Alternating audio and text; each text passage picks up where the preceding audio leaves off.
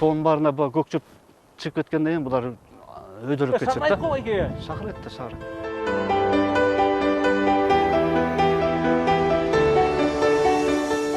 Welcome to Kyrgyzstan. Ал арчаны Элбирс мекендейт.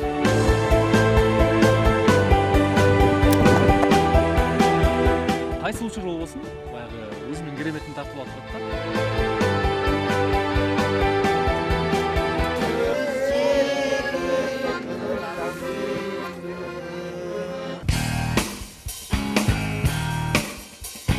Биз азыр Чүй өрөөнүндөгү бийик тоолуу, таза абалуу кооз жаратылышы бар өзгөчө аймактардын биринде турабыз. Бул албетте Бишкек шаарынан 30 чакырымдай алыстыкта жайгашкан Кыргыз мамлекеттик Ала Арча жаратылыш паркы.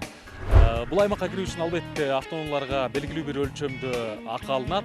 Ал эми сиз жөө кирип кыдырам десеңиз, эч ким тоскоол болбойт. Бардыгы бекер. Бирок автоунаа менен баягы Ала Арчанын төрүнө баргыча, эгер жөө кыдырсаңыз төрүнө чейин албетте алда канча кызыктуу болот. Биз саякатыбызды баштадык. Биз менен бирге болуңуздар.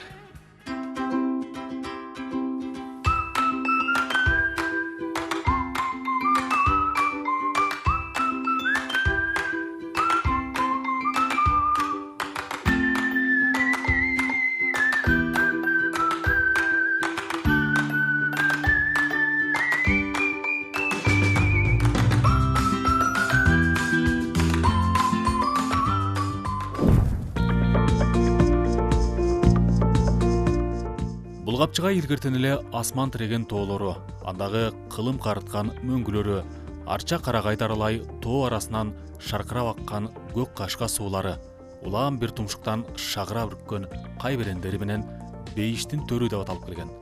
Ал эми 1976 жылы Орто Азияда алгачкылардан болуп, мамлекеттик жаратылыш паркы деген статуска ээ болуп, толук коргоого алынган. Ээлеген аянты 21,4 миң гектарды түзөт.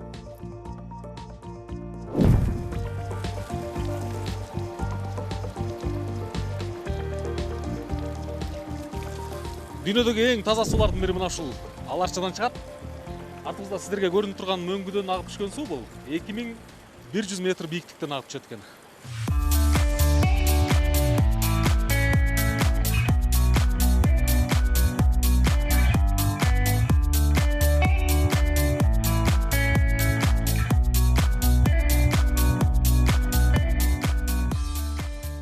Ала Арча паркына киргенден кийин экинчи өтмөккө чейин жолдун жээгине салынган мына ушундай 10дон ашык автоунаа боюнча жайлар бар. Алардын ар бирине жүздөгөн унаалар батат.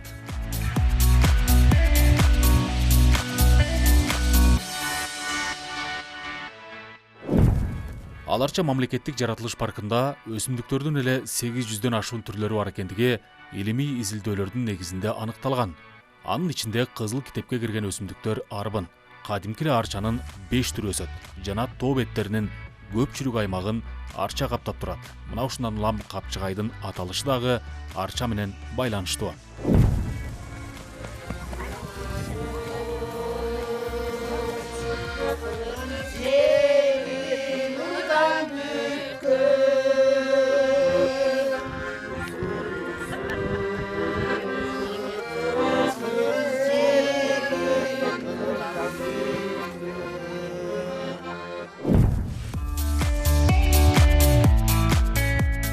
Бул 5 кабаттуу Ала Арча мейманканасы 2003 жылдан бери иштеп келет.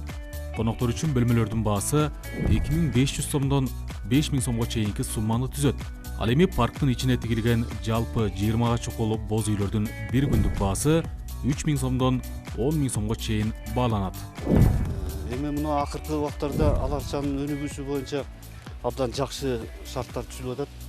Мына эң эле негизгиси жолдорубузду оңдодук. 10дон ашык жанагы атайын машина унаалар токтой турган чөнтөкчөлөр деп коет экен, стоянкаларды курдук. Элге келген элдердин маанайы абдан жакшы. Эми бул элге шарт түзүп берсең, алардын да маанайы жакшы да. Мына Ала Арчага азыр тетиги Америка, Иракка чыгыштан бери уже дүйнө жүзүнө белгилүү болуп калды. Азыр биздин сайттарыбыз иштеп атат бул боюнча. Ар бир маалыматтарды сайттарга жүктөп атабыз. Телефон менен чалып бизде момундай шарттарыңар барбы, кандай шарттарыңар барбы деп сурагандар дагы жок эмес. Могуреки жанагы шаркыратма деп коебуз, ошо шаркыратмага Аксай өрөөнүнө чыгып келели деп атабыз. Ошол жака чыгабыз. Ал жактан дагы жандыктардын түрлөрүн көрсөк болот, өсүмдүктөрдүн түрлөрүн көрсөк болот. Кызыктар алдыда экен да. Кызыктар буюрса алдыда. Чыгып эле да. Чыктык.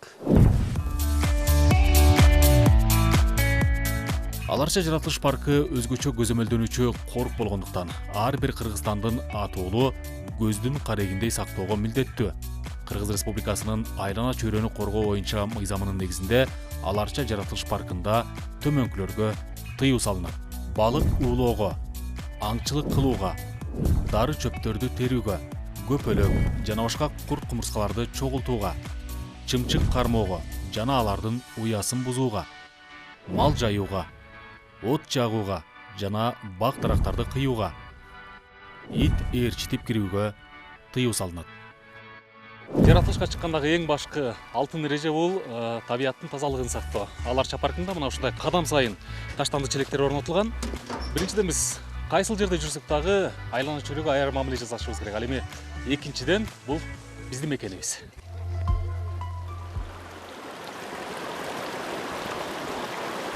Welcome to Kyrgyzstan and enjoy the spectacular view.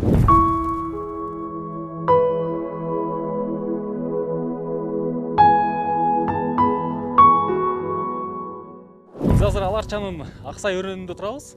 Мындан жогорку өрөөн кайсыл өрөөн? Мындан жогору түз кеткен жакты жогорку Аларча деп коет.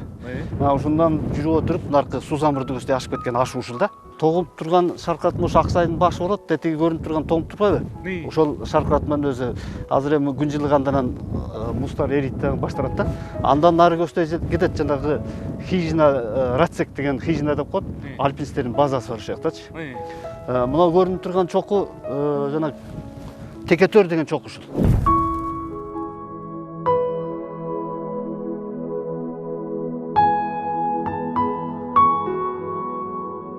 Бир жагы Буум капчыгайынан, экинчи жагы Таласка чейинки созулуп жаткан Кыргыз-Кырка тоосунун көпчүлүк бийик чокулары мөңгүлүү жери ушул Аларча капчыгайынын бийик тоолорунда. Бул кыркада бийиктиги деңиз деңгээлинен 5000 метрге чейин жеткен атагы алыска тараган бир топ чокулар бар. Алар Комсомол,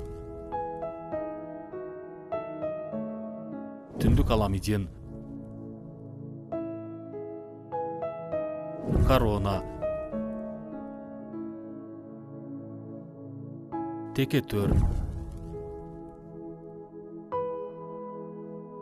Адыгине жана булардан башка дагы альпинисттер сүйгөн атактуу тоо чокулары ондоп саналат.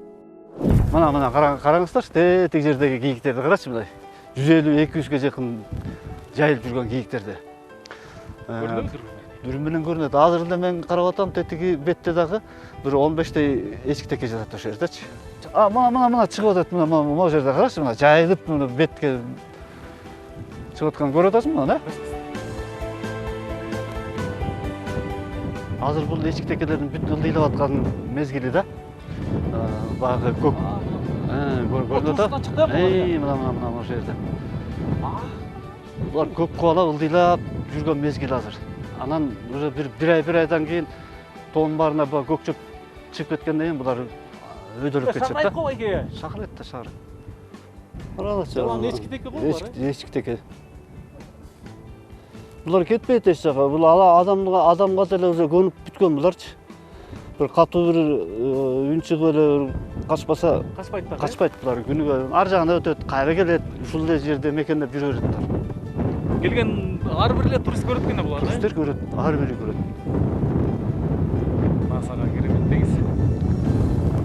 Биздин элибиз боюнча 1,5 миңден 1,000-2 миңге жакын эчкитекебиз бар бул жердечи. Аларчаны Илбирс мекендейт. Эчки, теке, элик, каман, карышкыр, түлкү, кашкулак, суур, сүлөөсүн баштаган жаныбарлардын 40тан ашуун түрү жашайт.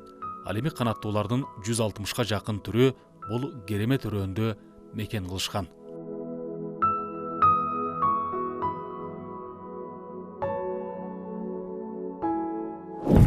Достор, мен сиздерди Аларчага жылдын кайсыл мезгили болбосун келүүңүздөрдү чакырам. Анткени кышкы аларчадагы, жайдын толугунда дагы, жазында, күзүндө кайсыл учур болбосун баягы өзүнүн кереметин тартып алып турат да.